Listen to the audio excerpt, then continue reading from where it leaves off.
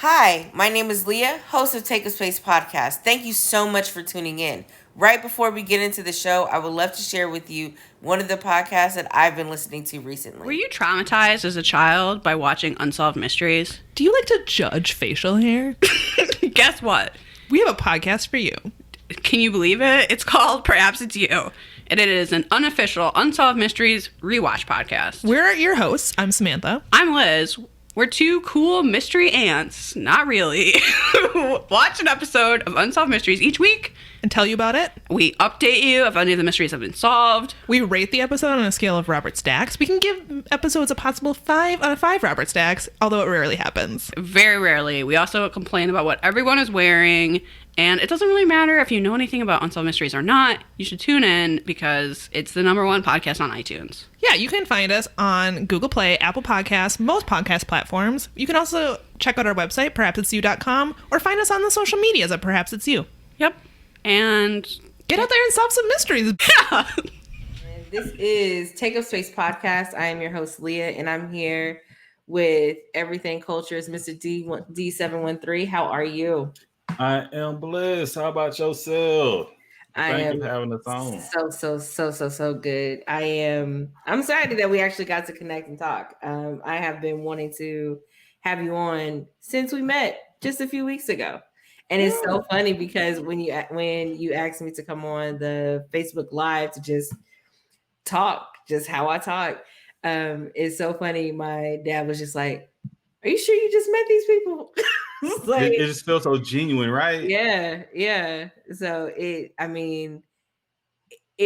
cannot even begin to explain how like these last couple weeks have, especially with being in quarantine, being pretty much by myself out here, and then but still being able to find community.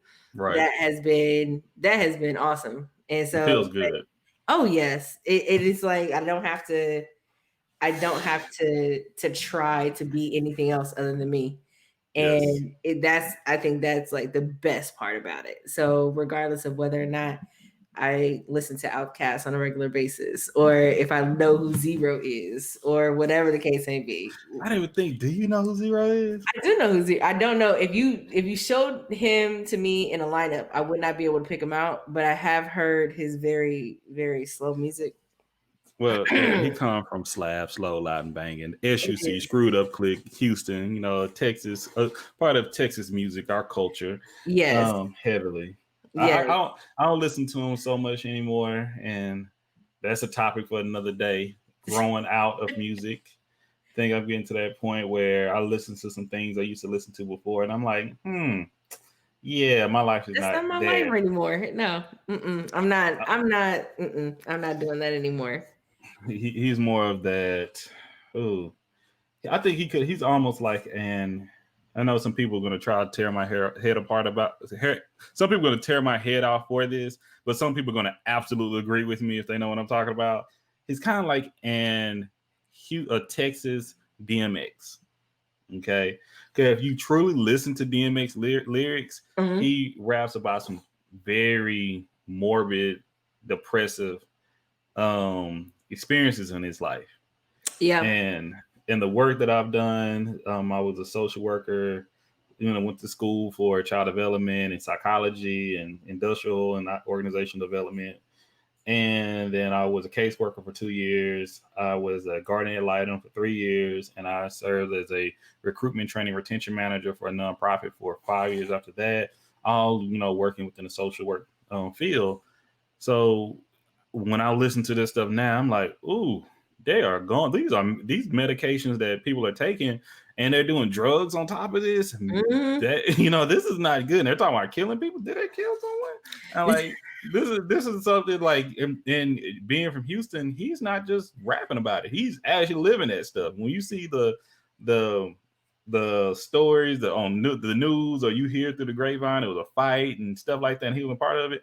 I'm like, he's not lying about all these stuff. Some rappers lie about it. He's experiencing this stuff, but he's still a person at the end of the day. So that's why I say when I listen to him now, I'm like, yeah, I'm not in that mind space any longer.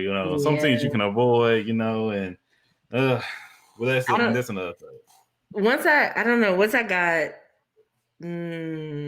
I had to stop listening to gangster rap because at one point when I started paying my own bills, I started feeling like I was an accessory for listening to the lyrics. And I was like, I don't need to know how you did these things. I don't need to know. Let me move on. Let me listen to something else. That's why I need to. I No, understand. I can't be a part of that. I don't want to do that. That's not. I can say I can stop listening to it, but I try to bring more positive music into my life, into my area. And I'm a big '80s. Once again, I'm an '80s music lover. Mhm. I'm an '80s baby, and that's that. I didn't grow up in the '80s. I don't want to grow up in the '80s, but I love the music from the '80s. I always fight within myself. What decade had the best music? Was it the '70s, the '80s, or the '90s? And I argue the '80s, and it goes from R&B to soul to pop. Area the '80s had it. But there was more of a There was there a was lot of drugs in the '80s. more of a collective boom that happened where that creativity was really there. There was like there's a lot of drugs now, but that doesn't necessarily mean that music is great. True. Registration is separate. See, that's something else. Is it a different culture that we intend to talk about right there? Because when we think about culture, we only think about ethnicity. We only think about how we look. Okay, culture spans over everything. Everything culture. That's the point. That I mean, anything you think about is culture. When you think Yeah, of if more than one person come together and they enjoy this, and that could be a culture within itself. Your nuclear family, that's a culture. Y'all guarantee your cousins and your extended family may not do the same thing that's what's in your household. very They, true. so that's the culture in your household. You can talk about your friend. We were talking about horror movies. That's a culture within itself. So and then you got certain subcultures as well. You can Hmm. break it all the way down. We're talking about the '70s, the '80s, and the '90s. Those are different cultures at the end of the day. What you like. We can talk about pop. We can talk about R&B, rock music. Those are cultures within itself. So it's so many different ways you can go. And so we can talk about anything, but my focus is, why do you like it? Why are you a part of this culture? What brought you to it? How long you want to be here? Do you ever want to step away from it? And if you step away, what you want to go into? And some people say they're part of the culture and don't know about the culture. Oh no, I So just like to dress like this. I just like to look like this. I just like to do this thing or whatever the case may be. You know what's crazy? I almost bought, like, we're talking about different things in different parts of culture, and people just kind of just looking the part or acting like they're culture adjacent. I was looking at some sneakers. I like K Swiss. I don't know how other people feel about them, but most people tell me that they don't like K Swiss. Look, K Swiss fit my foot. They look good in my clothes. I'm good. And I was about to buy these. It was like these really nice blue suede K Swiss, right? ooh, suede. Okay, we Yes. see it. Go ahead.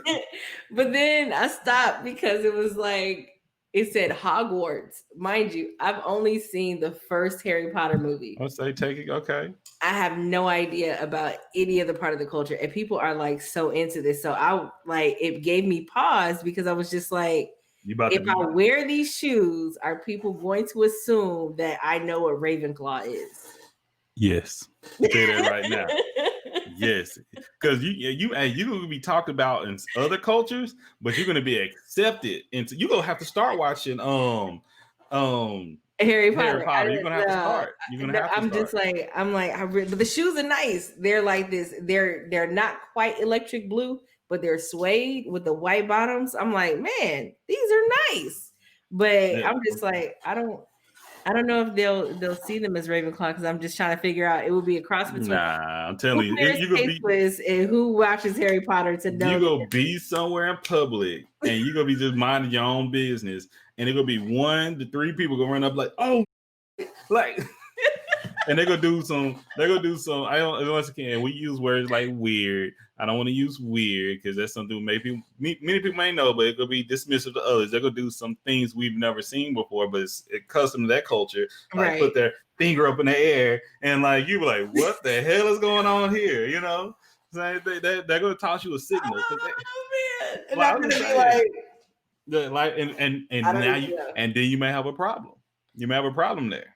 Just like you wearing those shoes, it's like if I throw on a Omega shirt with their letters Right, on with it. the fraternity, yeah. Yeah, and somebody come up, bro, and I'm like, what are you doing? Yes, I don't know what that is. Why are you? And I'm gonna have to take my shirt off. See, that's So why I they didn't go. get the I'm shoes. gonna have to fight to keep my shirt on. How about that? You know, He's like, what you wearing that for? Oh, what? No, I just got this from Salvation Army. What you mean? What you man, talking about? hey, but I don't that's know what this real is. though. I don't That know is what this is. real. I've seen that happen. Like in my fraternity, we have certain rings and emblems and things, and you see a person with an emblem on, and they may have found it somewhere. Hopefully they didn't steal it. That's the main reason you shouldn't have it. But Right. the point is, if somebody, I've seen them at pawn shops, and I'm like, it's horrible. This when I was younger, before I was part of the fraternity. But man, I'm like, if somebody bought it and they flashing it, like somebody can come up and other people in that fraternity have to do right and due process. Like you can't wear that, you know, that come. Mm. But then, and if whoever's listening out there, that's why you got to know your craft. These emblems really don't mean that much if you don't know what you're talking about in the first place. But you can call yourself, you can wear you can be a police officer, but don't hold yourself as a police officer. This is very true. This is very true. You just have a badge on, but if you ain't representing the badge, what it's supposed to do, what are you really doing? Well, just saying. I mean, we could talk about what it's supposed to be and where it started. And oh yeah, once that. again, we can get into that. We can talk about the culture of that, because at the end of the day, that's a culture within itself as well. Yeah. But it's just to that aspect is like if a I know some police officers. I've asked them if they want to come on the show. Hell no. Like and I'm not here to attack you. Will people come and talk about you and things of that nature? Perhaps. But perhaps there's going to be a way that people can understand. But we will question how you feel. Like, once again, if you're a Trump supporter, I would love to. I know them personally. Would you like to come and have a conversation and show? No. I'm like, okay, you can come on and not even show your face. I don't mind it. Like, but I want to have a discussion because I want to have an understanding why you think the way you think. So why is it so important to learn other people? Man, we make each other. That's the best way I say it. It's like saying why is it important to learn other people. It's like saying why is it important to learn. That's the best way I can summarize it. It's not saying you need to be forced to learn other people, but it's great to know more. I don't want to sit blissfully in ignorance. I would like to know, but that may just be something from my perspective. I would like to know more about different cultures, different backgrounds, different perspectives, so I won't judge people. Even though we're going to judge people no matter what, but let me have a better judgment of people. How about that? A different, more of a educated perspective. Okay. So because a lot of people make assumptions because they don't know. Absolutely. But you use your platform in such a unique way to not challenge people, because it's even if you talk to someone who's because you're a Christian, if you talk to someone who's not Christian, or talk to someone of a different faith, or talk to someone who is the complete opposite of you, right. it like the way you use your platform is more of a let's have a conversation. Let's see why we see things differently. And but to what end? What is the purpose of that? The purpose is the motto of our show. And it comes from Martin Luther King. I can go a long rabbit trail with it, but he said at Cornell University I can't give you the exact year, but it was in, I think in the 1960s or so, that he believed men hate each other because they fear each other. They fear each other because they don't know each other, and they don't know each other because of segregation. And because segregation, we have miscommunication. And our goal and our mantra is to have this communication so we can start getting to know one another, so we can start loving one another.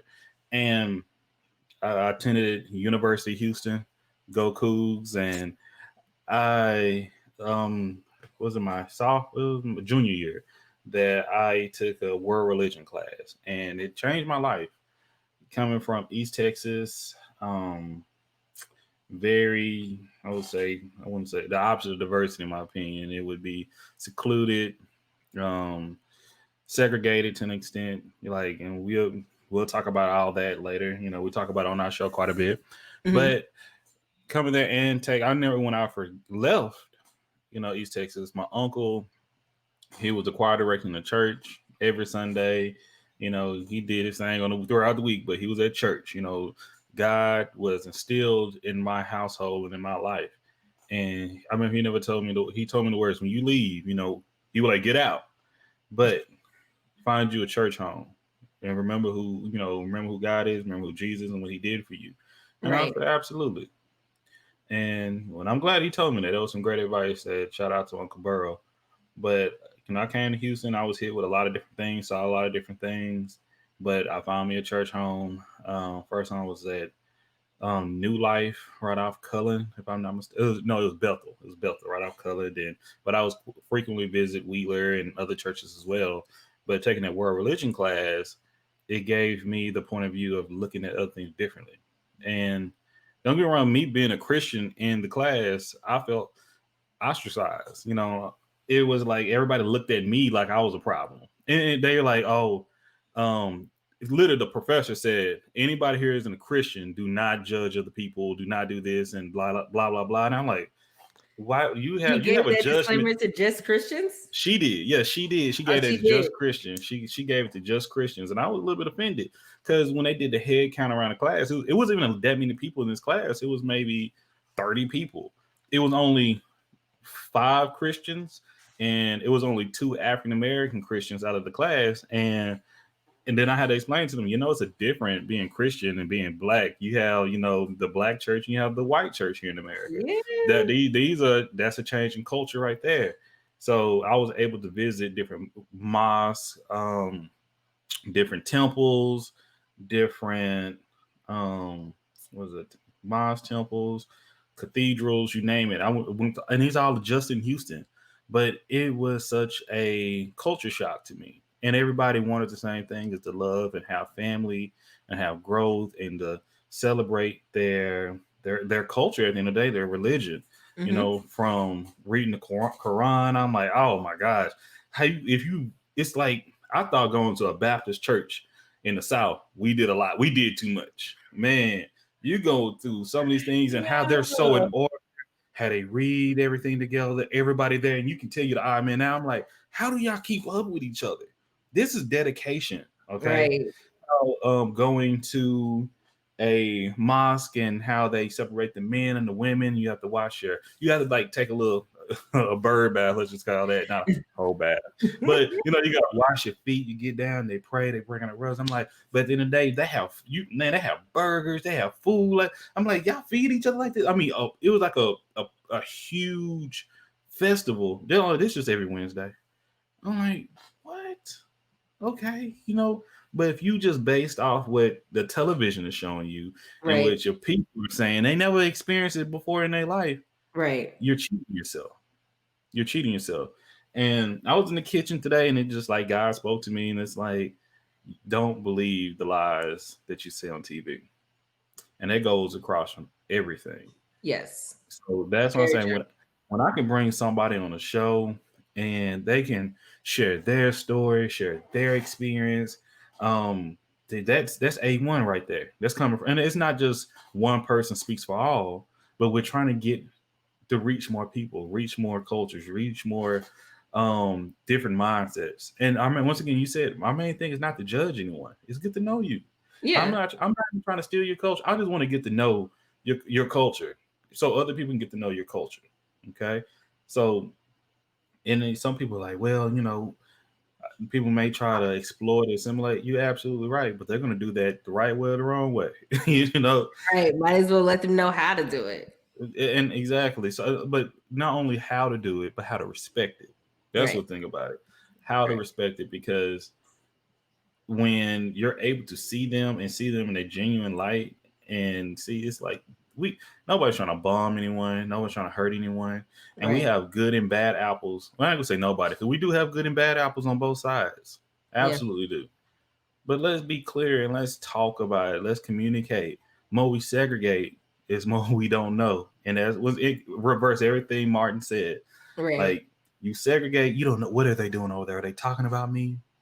You know, why do they skip this way? Why do they keep their doors shut? You know, why are they always looking out their blinds? You get all these things that's put in your head, other than just like, hey, you know, let's congregate with one another and get to know one another. We may never like one another, but we need to respect one another. That's a big That's thing. true. That's true. Because they say if you knew better, you do better. Mm-hmm. Some people, nope, I don't. I don't want to know. I don't care. I want to stay the same, ignorant, not so I can claim or feign ignorance or feign being naive. Mm-hmm. That's what people want to stay in that way. So I know when we started this platform that it's not going to reach everyone. I don't have intention. I hopefully it would, but my intentions is one heart, one mind at a time. Yeah. I've had, when I started this is maybe because we only been doing this for like a month and a half or so, 6 weeks. The first time we did a stream, I put all the information like on Twitter, everywhere. I just made it open. Okay. We had I got in the live. We started like at 7:30 on Sundays Central. Some folks jumped in, and, you know, one guy talking about where the bitch is at, you know, and everybody think, oh, and it was crazy because it was like a Pakistani dude talking about I'm like, what? Like, dude, like, get out of here, like, boots. Like, that's why I had the lobby and stuff now, because I just had people joining. And some, you know, my homegirl joined, and some of my G-Jack joined a little bit later. That's the co-host of Everythang Culture. And then some other folks joined, some people I didn't know. And it was one guy, he had his picture blacked out, okay? And he only had Cardi Plan B. Okay. And it was like, okay, you joke. I don't know who this is, but we're talking, and we start talking about Master P and business and his noodles and supporting Black businesses. And the guy speaks up, and he was like, he's Black and he's from the UK. All right. And he spoke about how what Black people need to do in America, how we need to put our dollars together. We need to start having Black banks and Black this. And we're like, bruh. Now, some of my other, if you was in there, I think you would have loved it, because it was some other Black folks in there like, shut him up. You know, you don't know what you talk, like trying to tear his head off. But me and G-Jack was like, hey, let him talk. Let's be a little patient. And like G-Jack was like, hey, y'all just need to talk. He got his own perspective. My thing was, we'll let him talk, but we're going to educate us. Right. Because educate him. I'm like, because listen, it's not that simple. Because he even saying you need to shoot, you know, and the Black person is killed. This is before George Floyd. This is right after Ahmaud Arbery, okay? And it was like, well, when they do, you need to go and kill that whole family, shoot them down. I'm like, you make that sound so simple. Right. You don't think that's been considered a thought or even attempted? Like, and I'm glad, because right after George Floyd, if you go and see when Black people standing in front of, protesters were standing in front of his house demanding for the officer to be arrested, you see how many white people and police officers that was out there defending that? Yeah. Okay. And think about doing that with a bank. Think about that overall. So, and he was like, but his mindset, when he's think of Black people, and he said it, well, so many things happen on World Stars. I was fighting on World Star. We're like, World Star? Nobody watches World Star over here anymore. That's my culture. I don't, but Black people over here probably still watch World Star. Who's but once again, only thing he see is what the media is showing him. Does this change your perspective of Black people and you're Black yourself? And this guy, we're talking to him. He ended up, we talk about some funny stuff, like stuff. He ended up showing his face, talking to us. He was like, he's Muslim and he's been around this world here and there. And he's in college right now. And he's like, man, he's like, I got to get off. Well, I'm going to be honest with y'all.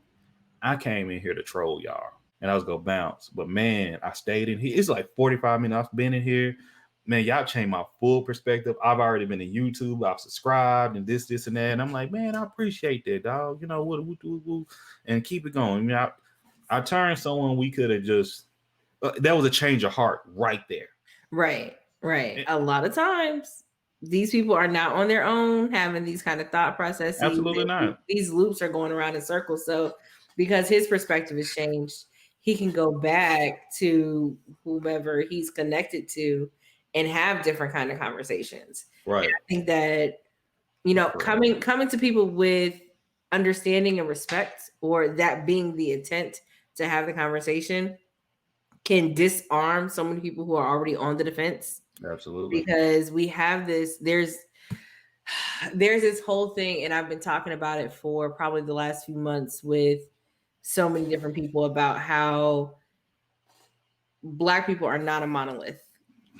Talk to me. We are not, like, even though you and I are both Black, we come from very different backgrounds, have very different desires, but our goals are pretty similar. We just have very different views and very different ways to get there. Yeah, and that should be accepted. Yeah, and so it's not a thing of, well, you're doing it wrong or what you have to or need to do. It's a conversation of, well, what got you to this point and what's going to keep you progressing. Absolutely. And I think that's such a dope way to have a conversation, because so many people are wanting to, from their own perspective, they have this hindsight 2020 person who's like, well, what you should have did and what you need to do and how come you didn't and what you got to do and what you doing now. And it's like, you have all this advice and are not doing anything with your life. So my wife says all the time, don't take advice from someone that you wouldn't want to be in their position. Right. Like you wouldn't take advice from, you wouldn't, like, it's hard to say. It's really hard to say that you can learn from anyone. I think you can learn from anyone. Mm-hmm. I agree. Taking advice from a poor financial literacy person. Didn't we talk about this a little bit the other day? It's not something that I was going to say. What is the definition of being good?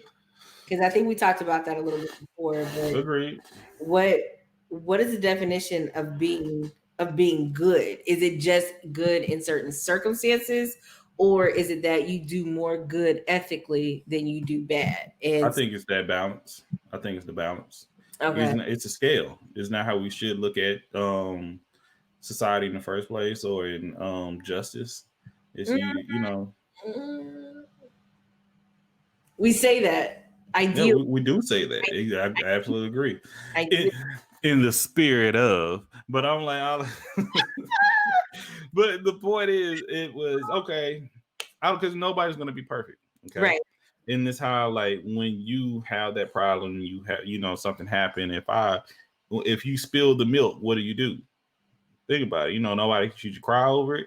Should you clean it up? Should you inform people? Should you watch your step, or should you just walk away? It's going to happen. That's the point I'm getting at. But what your actions afterwards is really going to matter. I've been in those situations where you can just tell that you can tell when people never got punished as kids, when people never did, like when people never played outside as kids, you never. But they wanted to play outside. I'm telling you, they wanted to play outside. But all these things is just like they never got it, because they never played outside, because they were never a part of a larger group. They never learned their pecking order. So you don't know when to be quiet. You don't know when to step up. You don't know how to stop cracking jokes. You don't know how to be serious. You don't know when to say something appropriate, and you really not like that. You're just doing this because you saw somebody else doing on TV, but you don't know the real. I'm keeping it a buck, and it happens all around. Like, I think about on the 40-year-old virgin. Please say you've seen the 40-year-old virgin. Yeah. Okay, good. Cool. That's in my top 20. But the thing about it was like when he was talking about, okay.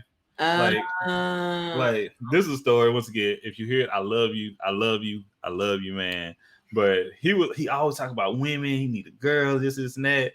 So I'm married, so I'm like, okay, but I'm part of my wife and I. We can go to the strip club together. I'm blessed. Okay, once again, we good. Some people, once again, that could be normal in my culture, but some people are like, whoa, no, he don't need to go nowhere. She don't need to go nowhere. Yeah, you feel me? But it's to the point where I took him to, like, I even said a place. I took him to, let's just say, Hooters, okay?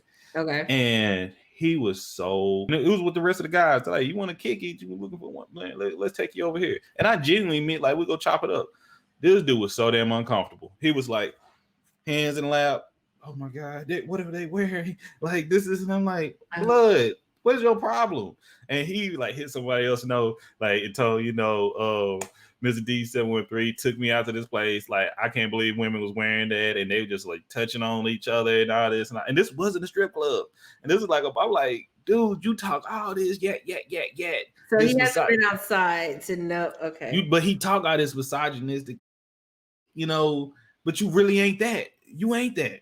I know, misogynistic being like that big time, and not have the refrain. You ain't like that. You ain't like that. Stop being like that, man. You think it ain't you. And then change in culture as well, man. That's one thing you have to understand. Change is going to happen. Yeah, you can remember, you can have history, and you can try to hold on to it forever. Oh, the good old days. It's like, but we're the good old days with everything's so good. But it's like, who was it good for? Classes, just like looking like, because I can say, oh, high school was great. I mean, it wasn't really, but high school was great because I didn't have to worry about working, but I did. I didn't have to worry about doing all this, but I did. But it's just like, but some people are just like, high school was the best time of my life, or college was the best time of my life, and I was like, but you have so much, even though you have more responsibilities, you have more freedom now. You're not worried about whatever else. Like it's just like come on. And so when people look at the past and they're just like, man, I wish I could be this, or I wish I was back in this decade, or I wish I was back here. And I was like, we've progressed so much since that time. Yes, there may have been some things that make you nostalgic for that time, but if I had to go back and wait 30 minutes for America Online to get me connected to the internet, I'll have to go over G-Jack's house. When they had no internet in my house, my aunties and them just got internet about 5-6 years ago. So I'm like, nah. I'm telling you, I am blessed. I'm one of those people that, like, if y'all would have did right shit in life, you wouldn't be so stressed out. But I'm not judging you. But true. I knew things were gonna be like, every day is a better day for me. Oh yeah, every day. It has to every be. Day. If it's not, I think that you're just not making good decisions. And you're gonna have some bad things gonna happen and may come from good, but you should still be blessed. Like, hey, it's a better day, it's a good day. Right. Man, like going back. The only thing I'm glad we didn't have some of this stuff when I was growing up. I'd just say all the time, I'm glad we didn't have social media when I was in high school. Right? Blood. Like, right. I feel for these kids. I'm like, I don't think I've been talking about having an episode about that for the longest, but I'm trying to find someone like a Generation Z, a true one. That had a cell phone in high school. That's mature. Social media. And that's mature. Who? There's some out there. There's some out there. I got faith. in some of them. But once again, we want to talk about that. We are responsible for the future. We are. That's why election and voting. We ain't gonna talk about this long. Okay, it's important because we have to start putting our leaders back into respectful, intelligent, caring positions. That's what we need to start having again. Because right now it seems like you can think and say whatever you want to say, and you can lead this country, and you can be a leader. Period. Yeah, we have to get out there, and it's been gradually going there. And people will give you a platform because they like your shoes, they like this thing. You went viral this one time, and so they don't. There's not real substance. It's just what's hot right now, and you're selling yourself. What do you call it? There's no forward thinking, and so the forward thinking happens. I think personally. The forward thinking happens in conversations like these in person, where you're able to converse with someone to better understand, hey, where are you coming from? Where do you think this is supposed to go? What are your goals, and how are you going to attempt to attain them? And if we don't have those more forward thinking conversations, we could try to bring them to social media, but everything happens so quick. Like Twitter. You look at Twitter, whatever happened yesterday is old news. And it's just like, so it happens so fast. I would never forget. when Corona first came over here to America. It was like this is like February, okay? 'Cause it was here. It was here in January. I can tell you that No, right now. I feel like it was here in October. And Yeah, I think I agree. I would agree to that. But I remember it. I can't remember this young woman's handle right now. But a lot of people retweeted, came by. She like, oh my gosh, like I'm tired of talking about coronavirus and all this. Let's just go ahead and talk about something else. And I was like, you are the problem with the world right now. Or like I was like, that's my personal preference. I'm saying I'm correct about it, but that is something that's like it's still here now. You know that, right? yeah, Just because you don't talk about it, like we have to get out of that snapshot mindset, man. We have to before we don't even deal with the issues we have going on before we jump to something else. And that's why even with being a podcaster, I believe I'm responsible for that. Is because we hold a platform. right. And that's what we have our own platform to do what we want to do. So nobody else can tell us what we should do. Right. And I'm trying to go into the point of about series now, because sometimes one episode is not enough. Right. I used to be like, well, go back and listen to the last episode.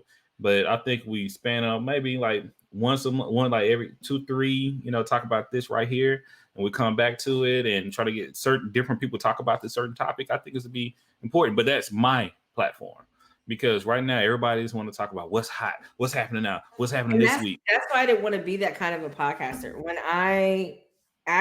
this was birthed from a friend of mine, Jason, on my other, he's like one of my rotating co-hosts. What's up, Jason? That's the first one I listened to. Oh, okay. He was telling me that I should talk about either in some blog or podcast form how I went from how I'm like unlearning code switching, because I've done code switching for all my life, like legit all my life since kindergarten. Posture, it's everything. It's everything, because it was an assimilation to the culture. Like the way I presented myself in school was very different. It's the way I presented myself in school was up until maybe like the fifth or seventh grade was the same way I present myself at work now. Okay. And so it was just like I had to, and then about seventh grade, I started hanging out with some unsavory people and didn't do that anymore. And so then I had to relearn it in high school. Okay. Leah, I'm gonna assume something. Okay. I'm just gonna go on the branch.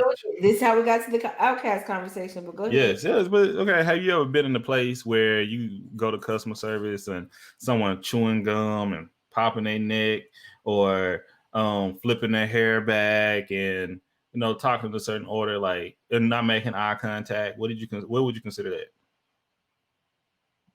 You talking about like what's that girl name? Angelina Johnson and her Who's Angelina Johnson? Oh my gosh, she's a comedian. I'm thinking about like Angela. She's a comedian who does the you wouldn't know who she is. Is this a girl from Mad TV? Yeah. That's her. How did you know that? How did you know? Crazy. A lot of people will put that together, but like it's the you can, because people say ghetto. I'm not using ghetto. You could be because as soon as you said that, that's what I was thinking of. Because I don't think of her being ghetto. I think of security. That's exactly what. That's exactly what I was thinking. Would you consider that professional? Well, we know she's not professional. But why? Like you say, what prompts you to know she's not professional? Well, one, she's not very attentive to the customer's needs. Let's start there. She's more interested in what she has going on. And if you talk about the specific scene of her in the fast food area, she cuts the customer off. She makes sure that she gets her voice heard, but theirs not heard. And then as soon as she thinks that something is difficult, she doesn't want to deal with it and wants them to leave. That's not professional. Agreed. So, whether or not because I pop gum, I don't do it as much anymore, but I would pop gum all the time, but I don't do it now. I mean, I do it now in the house, but when you at work, when you working on the phone with someone, other people, they like popping gum. Even when I wasn't on the phones, popping gum became annoying to other people, so I didn't do it. So so I don't think that but I don't think that I would be able to effectively. I don't think that it would have a negative effect on my job per se, but I think that other people would think that I'm not listening if I'm actively popping gum when they're talking to me. Okay. Okay. I hear you. But I hear you. But But I that's think but that's why I would say that she is not. It's not that she talks with an accent. no, It's not that she pronounces words differently. correct. It's just the way that she tries to resolve issues or service the customers. Absolutely. Because I think asking people to give up their accent or to give up who they are just so that they can fit into whatever. Am I making this right? Why do you think everything you just said? So saying, why do you think we named it Everything Culture? Because at the end of the day, I'm from an area, I'm from a place, I have an accent. I'm gonna say, what I talk about when I say Everything Culture. And some people, I've had black people like, man, that slang, and I'm like, well, the whole English diction is slang. The American English diction is slang. It's a lot of words that we It's a have. mix up of a bunch of words from everywhere else, and they put them together, and they're like, "This is what we call it." And people come together same way we have laws. If you want, you can change a word into a different word if you want, if enough people believe that and enough people want that. If you want to change a law, you can change a law. And if enough people believe that and enough people want that. So that's why you got to change But minds. thank you very much for the great conversation. My pleasure. My pleasure. Where can people find you? You can find us Everythang Culture. You can go to our website at www.everythangculture.com. You can find us on Facebook and Twitter at Everythang Culture. You can find us on Tumblr, which I'm trying to keep Tumblr alive. But Yeah. you can find us on Twitter at EveryTHG Culture, as well as check us out on YouTube. That's the best place to find us on YouTube. Once again, at EveryTHANG Culture. And it's me, myself, Mr. D713. It's not spelled like this. It's MISTA D713. But if you follow Everything Culture, I'll be happy with that. All right, this has been another episode of Take Up Space Podcast. Make sure to follow us on Facebook, Instagram, and Twitter at Take Up Space. It's Take Up Space Pod. That's Take Up Space POD. And remember, don't judge a book by its cover. Get to know people from different cultures because you get to enlighten your life. Yeah. That's what happens. It's great. Flip a few pages. You got to read the whole book, but if you want to flip across, I don't like this, or this is really interesting. Let's share it with some people. Just saying. Get to know it for yourself. That's what I'll say. Yeah. Thanks, guys. Thank you.